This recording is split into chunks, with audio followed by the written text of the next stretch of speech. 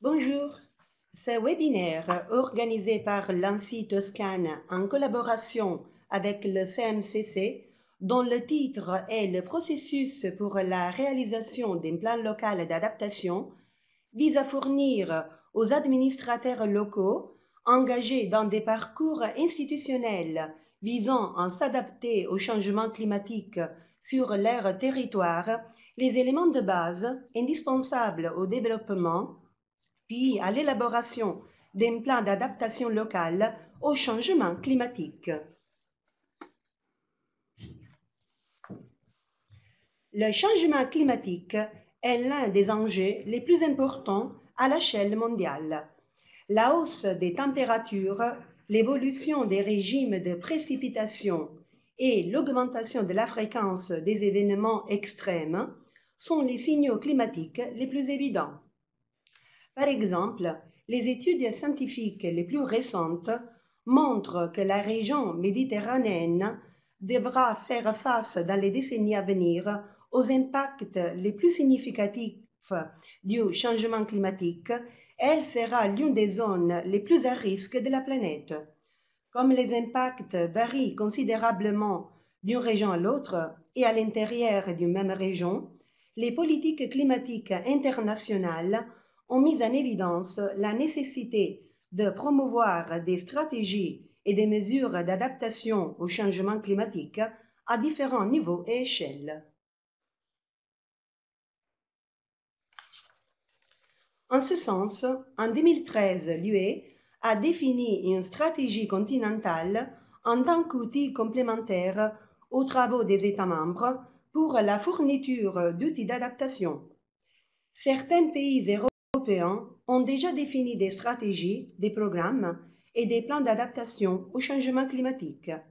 Par exemple, en 2015, l'Italie a adopté la stratégie d'adaptation au changement climatique qui définit les principes généraux de l'adaptation, identifie les principaux risques et renvoie au plan national d'adaptation pour la formulation de mesures d'adaptation. Ceci se propose en revanche comme un outil flexible de mise à jour continue au sein duquel de nombreuses actions d'adaptation sont définies. Il appartient ensuite aux autorités responsables de sélectionner et de mettre en œuvre des actions spécifiques à l'échelle locale d'intervention. Dans ce contexte, les villes ont un rôle clé à jouer pour relever les défis posés par le changement climatique.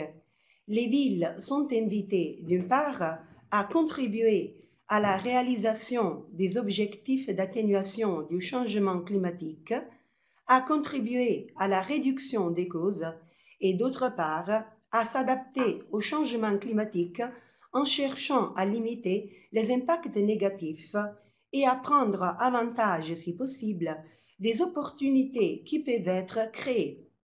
L'adaptation au changement climatique doit être considérée non seulement comme une obligation institutionnelle, mais aussi comme une opportunité pour l'aménagement de nouvelles terres en vue d'assurer la résilience et la durabilité.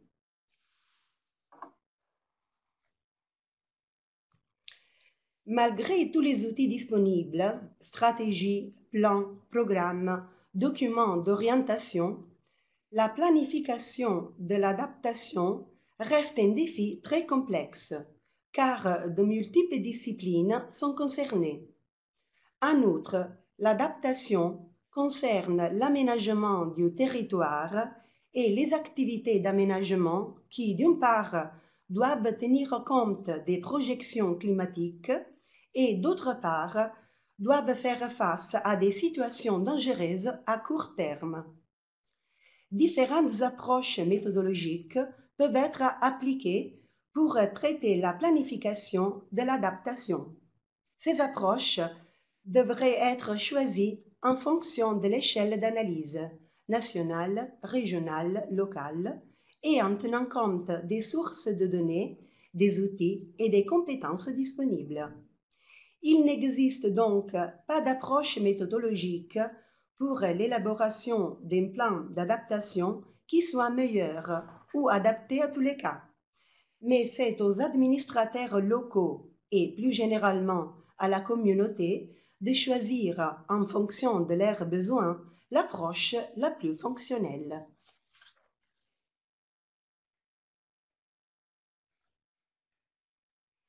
Cela dit, une approche possible de l'évaluation et de la gestion des risques d'inondation sera présentée ci-dessous, conformément à la méthodologie définie pour les plans d'action pour l'énergie durable et le climat.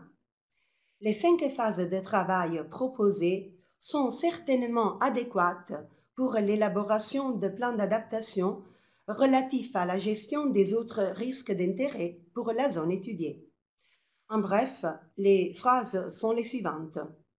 La première partie sert à identifier le responsable et les acteurs impliqués. La deuxième phase est l'analyse du contexte climatique et territorial, puis l'évaluation du risque local et de la vulnérabilité. La troisième phase concerne l'identification des actions les plus appropriées pour faire face aux risques identifiés lors de la phase précédente. La quatrième phase implique l'identification des responsables de la mise en œuvre des actions, ainsi que la définition des temps et des ressources à allouer. Enfin, la dernière phase comprend la définition d'un groupe d'indicateurs de suivi ainsi que l'établissement de rapports périodiques.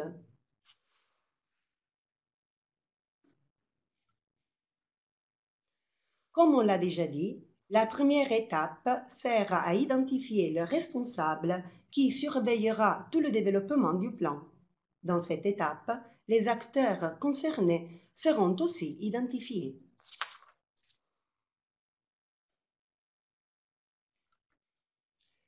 Pour soutenir une voie d'adaptation, un mandat clair doit être défini pour la gestion du processus d'adaptation par le groupe de travail, qui doit avoir des responsabilités, des tâches, des calendriers et des règles de travail spécifiques. Chaque municipalité devra ensuite identifier une figure appropriée pour superviser le plan dans toutes ses phases. Avant de procéder au plan, il est nécessaire d'avoir une vue d'ensemble claire des acteurs et des politiques en cours. Concrètement, il sera essentiel de connaître et d'identifier tous les outils stratégiques et réglementaires en vigueur dans la municipalité en lien avec le sujet d'intérêt, puis de dresser un portrait complet de la planification et des politiques en cours. Après cette première reconnaissance interne, il faut passer aux acteurs extérieurs.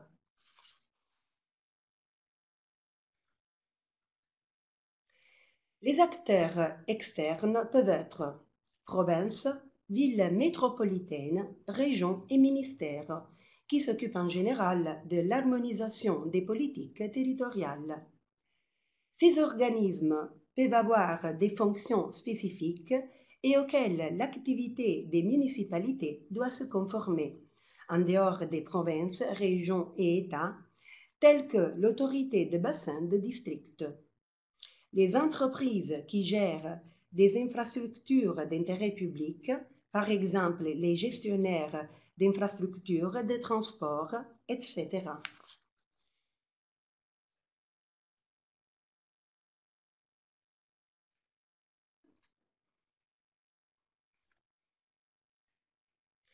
La deuxième phase peut être traduite en 2 sous-phases qui sont analyse du contexte climatique et territorial, analyse de l'impact du changement climatique sur les criticités locales.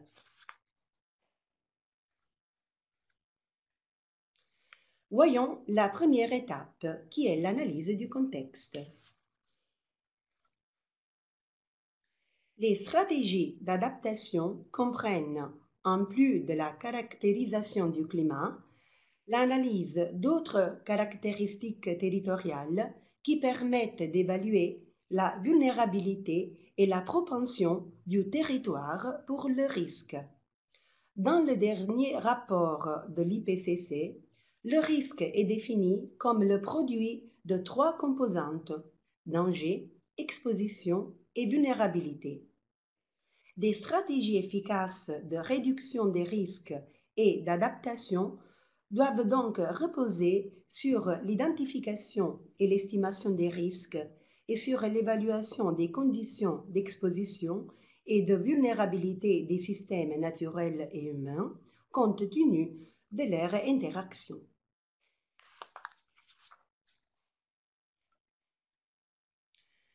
Afin d'élaborer un plan local d'adaptation au changement climatique, il est essentiel de tracer le profil climatique local qui consiste en une analyse des conditions climatiques actuelles et futures. L'analyse climatique, basée sur les observations et projections climatiques actuellement disponibles, permet à la fois de caractériser la variabilité climatique locale observée et d'évaluer les anomalies climatiques attendues localement dans le futur du fait du changement climatique. L'analyse climatique est également fondamentale pour l'évaluation des principaux impacts du changement climatique ainsi que pour l'évaluation des vulnérabilités sectorielles.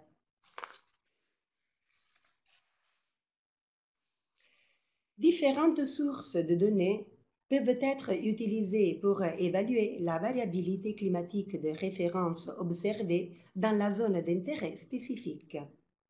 Ensemble de données in situ, observations fournies en temps utile par les autorités locales, régionales ou nationales telles que ISPRA, ARPA. Ensemble de données en grille, observations disponibles sur une grille de points pour une zone géographique spécifique. Les principaux résultats sont les suivants.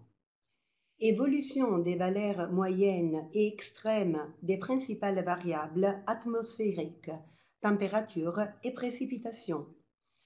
Calcul d'indicateurs climatiques en tant qu'indicateurs substitutifs des principaux impacts induits par la météorologie.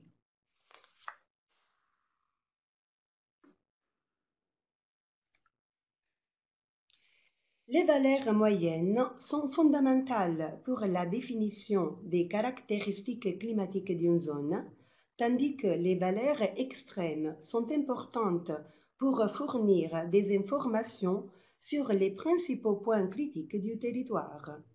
Plus précisément, il est possible de calculer différents indicateurs climatiques extrêmes qui décrivent à la fois l'intensité et la fréquence des événements extrêmes liés à des variables spécifiques d'intérêt.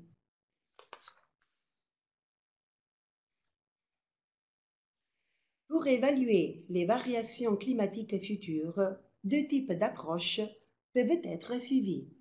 L'approche à modèle unique, c'est-à-dire les résultats obtenus à l'aide des modèles spécifiques, obtenus par réduction d'échelle dynamique ou statistique, sont analysés. L'approche multimodèle, c'est-à-dire l'analyse des résultats obtenus à partir de différents modèles climatiques, cette méthode permet d'évaluer l'incertitude associée au modèle. Approche multiscénario IPCC, envisager plusieurs scénarios d'émissions en même temps.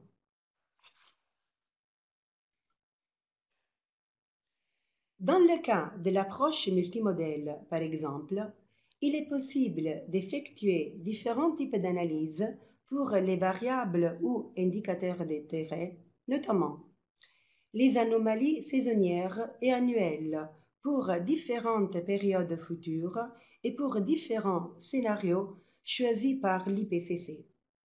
calcul de la tendance sur une base saisonnière et ou annuelle et de sa signification statistique pour les différents scénarios sélectionnés par l'IPCC.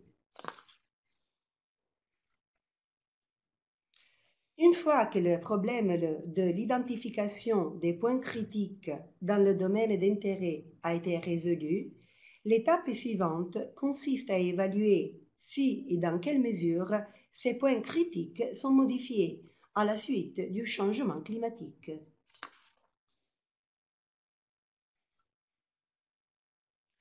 Selon l'équation de risque bien connue, le risque peut être exprimé comme un produit de trois facteurs qui sont le danger, la vulnérabilité et l'exposition. La dangerosité en particulier représente la probabilité d'occurrence d'un phénomène d'inondation d'intensité prédéterminée. Des études récentes prouvent que les changements climatiques conjugués aux changements dans l'utilisation des terres entraînent des changements dans les caractéristiques des débits sortants induits par les conditions météorologiques. Au niveau macroscopique, on peut donc considérer que le changement climatique n'affecte que le paramètre de danger.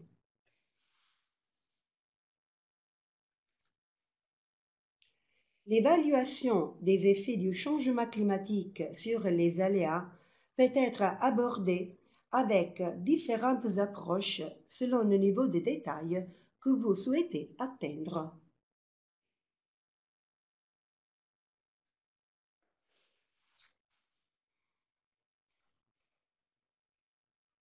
Les approches moins détaillées consistent à évaluer les anomalies attendues sur le régime des précipitations au moyen d'indicateurs appropriés et à utiliser ces anomalies comme approximation qualitative qui suggère une tendance possible du régime des débits sortants. À un niveau plus détaillé, des élaborations statistiques peuvent être effectuées sur les données climatiques pour obtenir de nouvelles lois sur les précipitations qui quantifient plus précisément l'effet du changement climatique sur le régime des précipitations extrêmes, qui est, une fois de plus, considéré comme un indicateur du régime des débits sortants.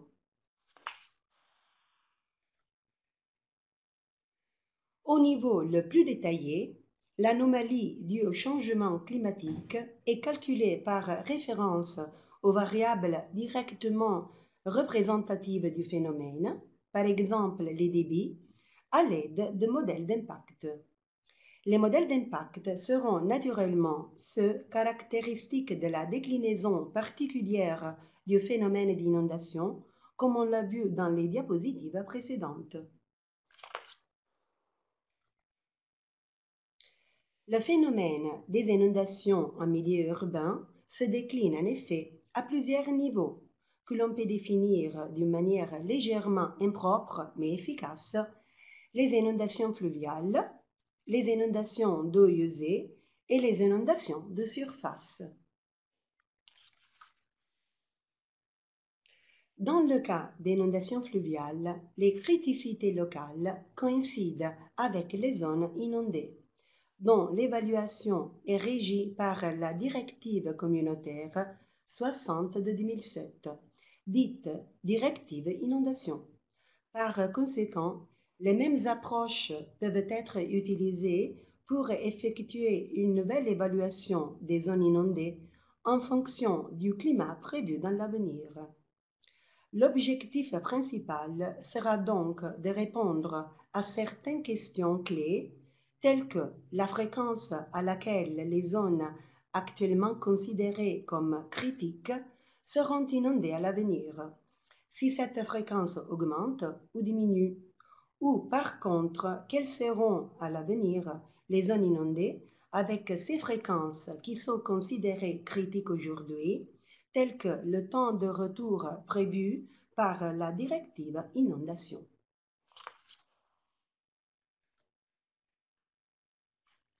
Dans le cas des inondations d'égout, c'est-à-dire causées par la crise du réseau de drainage urbain, les modèles d'impact nécessaires ne sont pas réglementés par la directive sur les inondations, mais ils peuvent néanmoins être les modèles hydrologiques hydrauliques qui sont adéquats pour simuler la propagation des écoulements dans le réseau d'égouts en conformité avec un climat futur. En d'autres termes, il s'agit de vérifier que les réseaux d'assainissement n'est pas en présence d'un événement pluvieux différent et probablement plus grave de celui de la conception pour répondre à certaines questions clés telles que si la capacité du réseau d'assainissement sera suffisante à l'avenir, à savoir à quelle fréquence la crise sera atteinte et si cette fréquence est compatible avec le bien-être de la communauté ou s'il est possible de prévoir quelles zones du centre-ville seront touchées par une crue pendant cette période. Enfin, les inondations sont un phénomène très répandu et particulièrement difficile à prévoir car toute approche nécessite une modélisation détaillée du contexte urbain très complexe du point de vue des altitudes et l'analyse est toujours très coûteuse sur le plan informatique. Dans ce cas, la question clé est de savoir s'il est possible de prévoir quelles zones seront inondées et à quelle fréquence à l'avenir.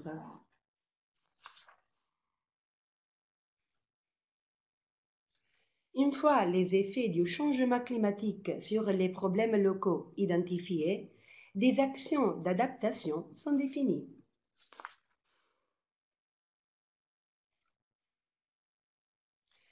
Dans une perspective de durabilité, les actions d'adaptation doivent répondre à une multiplicité d'objectifs qui peuvent être divisés en objectifs stratégiques et objectifs spécifiques. Les objectifs stratégiques sont ceux prévus par une législation de rang supérieur ou, dans le cas de l'adaptation, par des stratégies et des plans d'adaptation à grande échelle, tels que la stratégie européenne ou la stratégie nationale d'adaptation au changement climatique. Les objectifs spécifiques sont les objectifs sectoriels, c'est-à-dire ceux liés aux risques spécifiques encourus. Selon la stratégie nationale d'adaptation au changement climatique, les objectifs stratégiques sont ceux qui, en général, visent à minimiser les risques et à maximiser les opportunités. Plus précisément, nous avons tous ces objectifs qui concernent la protection de la santé, du bien-être et des biens exposés à des risques, y compris le patrimoine naturel. En outre, un objectif stratégique est d'élargir les connaissances sur le changement climatique et ses effets afin de mettre en œuvre l'intégration du changement climatique et de l'adaptation dans les politiques existantes à tous les niveaux. En pratique, les objectifs stratégiques sont ceux qui consistent à accroître la résilience des actifs à risque, à réduire leur vulnérabilité, à réduire le danger, en particulier les phénomènes météorologiques, et à bien gérer le risque résiduel.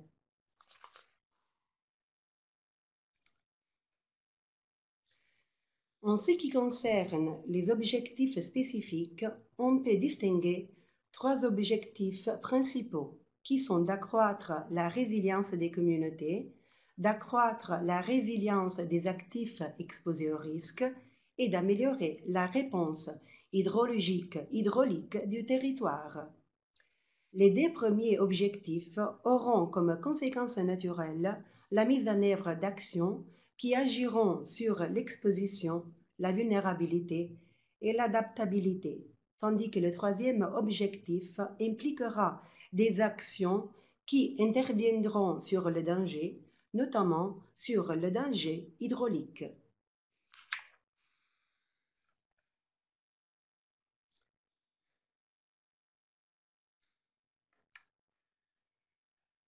Diverses mesures d'adaptation peuvent être utilisées pour mettre en œuvre ces objectifs, dont la liste n'est pas exhaustive dans le présent exposé, mais on peut se référer aux lignes directrices pour l'élaboration des plans d'adaptation locaux et à la stratégie et aux plans nationaux d'adaptation. Cependant, de telles actions peuvent être classées macroscopiquement comme douces, c'est-à-dire toutes les actions concernant la création ou la modification de politiques et de réglementations grises et vertes, qui sont des mesures qui agissent concrètement sur le territoire et qui peuvent ou non être réalisées par l'utilisation du capital naturel. Vous trouverez ci-dessous une liste de macro-catégories d'actions.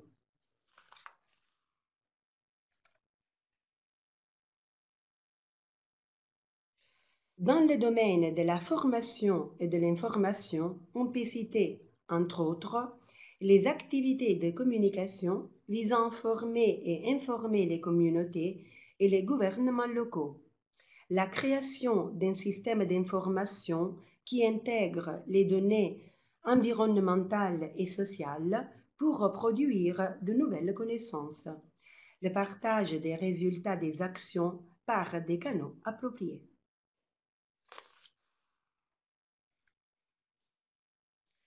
En ce qui concerne les actions de gouvernance, toutes les actions impliquant la modification des outils d'aménagement du territoire et de transformation tels que l'urbanisme, la réglementation de la construction, la réglementation urbaine verte sont couvertes. Il est particulièrement important d'adapter le plan de protection civile avec l'introduction, si nécessaire, de nouveaux scénarios d'événements. Il est également proposé d'adapter la réglementation et les directives pour introduire le concept d'invariance hydraulique et de drainage urbain durable. Enfin, il ne faut pas négliger l'importance de mettre en place une image claire du réseau de drainage, qui est souvent connu de manière partielle ou superficielle.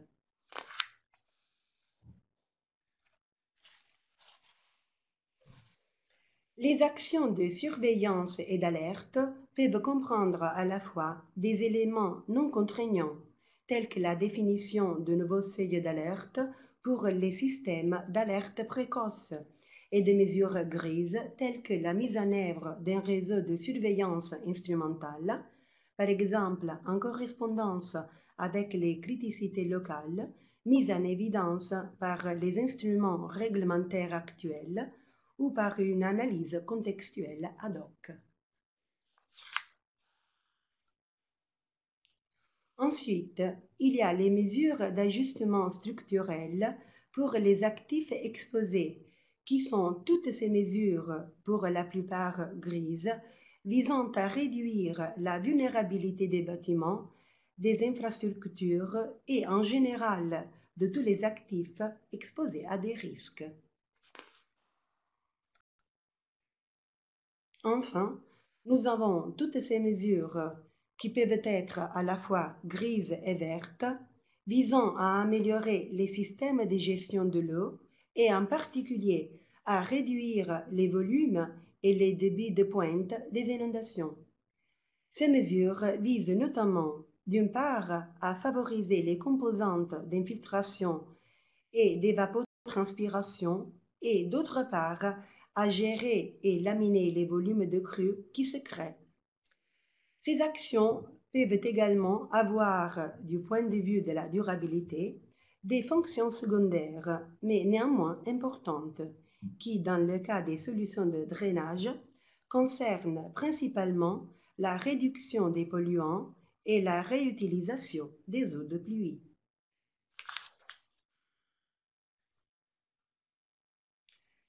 Quatrième phase, mise en œuvre des actions. La mise en œuvre des actions consiste essentiellement à identifier les sujets responsables, l'horizon temporel d'intérêt et les ressources financières nécessaires. En fonction de la complexité des actions envisagées, la combinaison de ces éléments donnera lieu à différents modes de gestion qui peuvent aller du plus simple, typique de petits investissements locaux, à un plus complexe comme la gouvernance publique-privée. En ce qui concerne l'identification des sources de financement, un processus d'intégration est également nécessaire, de sorte que des ressources puissent déjà être allouées à l'adaptation dans les budgets locaux. Nous passons maintenant à la dernière phase du plan, à savoir le suivi, l'établissement de rapports et l'évaluation.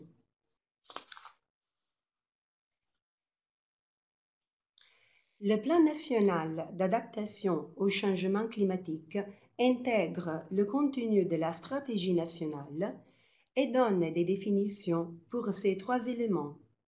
En particulier, le suivi porte sur l'état d'avancement de la conception et de la mise en œuvre des activités prévues dans le plan, qu'il s'agisse de politiques ou d'actions concrètes, tandis que l'évaluation analyse l'efficacité de ces actions dans la réalisation du changement pour lequel elles ont été prévues, en l'occurrence la réduction du risque hydraulique.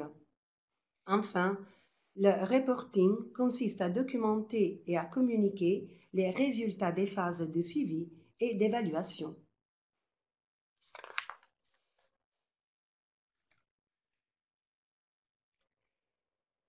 En fin de compte, tout ce qui a été dit dans ce webinaire nous permet de tracer une structure possible du plan local d'adaptation au changement climatique pour le risque d'inondation, qui comprend une première partie de l'introduction et du cadre réglementaire lié à l'adaptation et aux risques spécifiques, puis une analyse du risque dans les conditions actuelles, puis il est recommandé de présenter un résumé du profil climatique local pour effectuer une analyse des impacts du changement climatique sur la criticité locale. Par conséquent, les mesures d'adaptation nécessaires peuvent être identifiées et une méthodologie pour la mise en œuvre, le suivi et l'évaluation des actions prévues peut être définie.